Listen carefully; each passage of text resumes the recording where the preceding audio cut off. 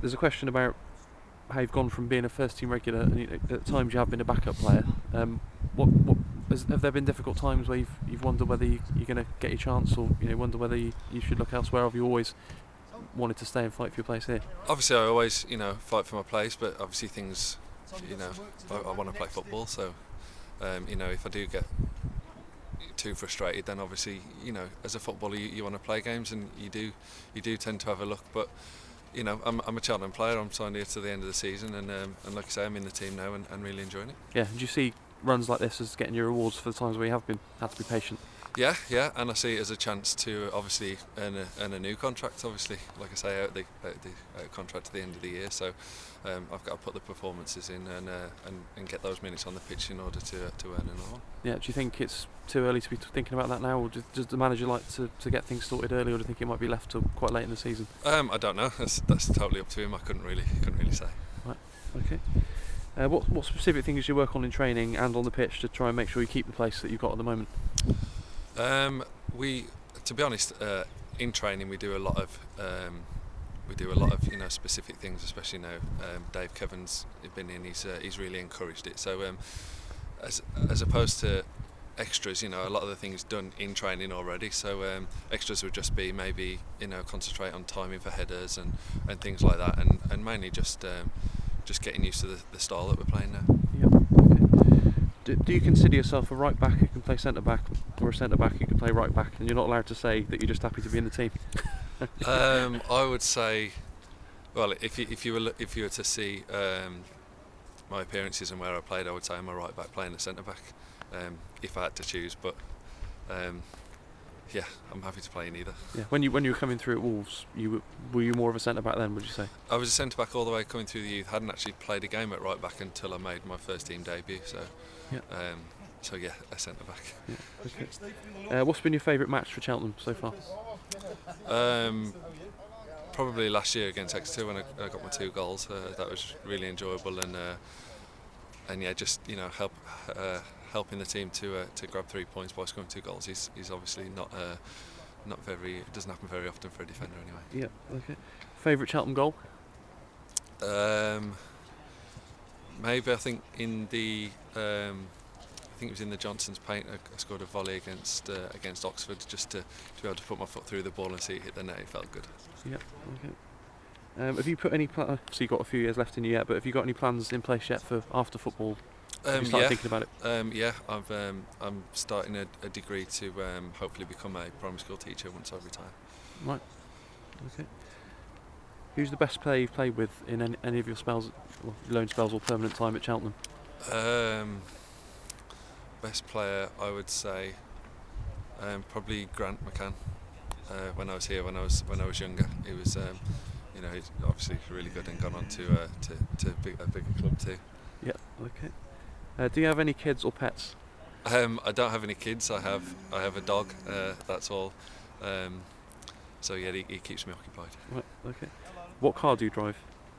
I've got a Nissan Qashqai. Right. Okay. What's your ideal night out? Obviously, the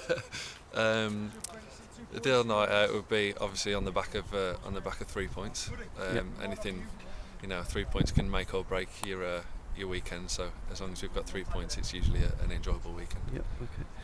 Who's the best centre half you played with at Cheltenham? Oh, it's difficult. To be honest, there's been quite a few, but obviously, definitely in recent times, would be Stevie or Troy. To be honest, Stevie obviously with his just the amount of experience he's got, and that makes it a lot easier to play alongside. Yeah. Okay. Do you love doing the cheeky turns and dummies and making strikers look silly? Yeah, I enjoy it when it comes off. It's a bit, it can be embarrassing if they can read it or if they can nick it off me. But I obviously don't do it in anywhere that's too dangerous. But yeah, it does feel good to make them look silly sometimes. And it does often come off, doesn't it? But it takes a bit of confidence to do that. It does. But yeah, like I say, I do it in where it's not too dangerous. So when it comes off, it or if it doesn't come off, then we're not in too much trouble. Yeah. Okay. You had a little purple patch of goals last season, didn't you? And you haven't managed to chip in with quite as many this season. You've got one, haven't you, so far this season? So have you got any idea why you haven't perhaps chipped in with as many at this stage? I'm not sure really. Maybe that purple patch didn't help. Because I tend to get the bigger lads now marking me, and the better markers maybe before I was going under the radar a bit. So maybe that's the reason. But obviously, I enjoy going up for the set pieces and whatever, and try and help the team by scoring goals. Yeah. So you think you might be getting a bit more attention now? Maybe. I think so. Yeah. Have you ever played as a striker? No, never. Not even.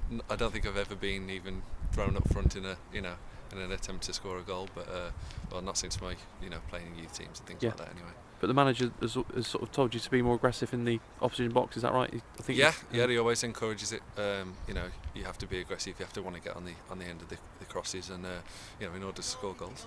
Yep. Okay. What are your ambitions for this season? Short term, to stay in the team.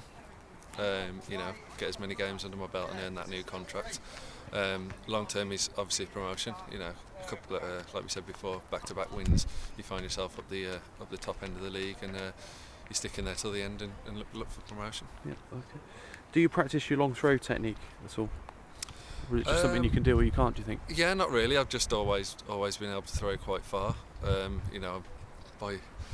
Not by any means, the longest of throws in the league even, but yeah, it's just something I just found I could do, so I use it to my advantage. Yeah. Okay.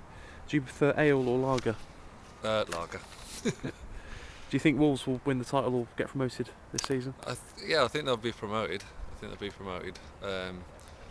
doing okay, and I think they're expected to get promoted, if not win the league. So hopefully. Yeah. Okay. What would you want for Christmas?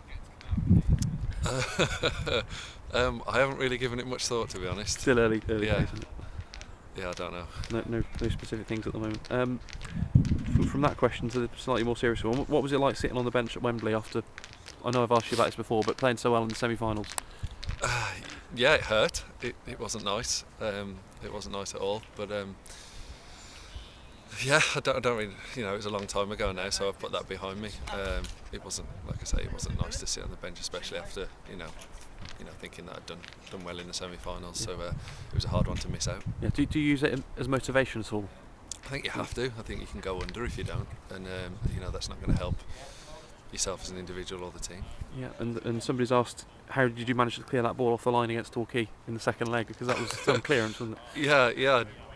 I remember it really well. I think it came off the top of Sido's head and over Scott, and I just launched myself at it. It was either that or it flies in the bottom corner. So just stuck my foot out, and luckily it came off the post and out. Yeah, and tell me a bit about the teaching course. Have you actually applied to start one? Did you know? Have you got a start date, or do you? I start in the summer. It's actually what you do is you need a degree to get into the teaching before you do the teaching part. So I'm doing a 2-year degree in journalism actually, right. Just to get your degree, and then you go on to the actual teaching part. Yeah. Is it anything that Scott Brown's doing? Because he's doing a media course. Yeah, I think it's the same sort of thing. The same. I think it's similar, if not the same course. So I think it's that. Like I say, that's just to get your degree, and then you can go on to the teaching aspect of it. Yeah. Right. Good luck with that, Keith. Okay.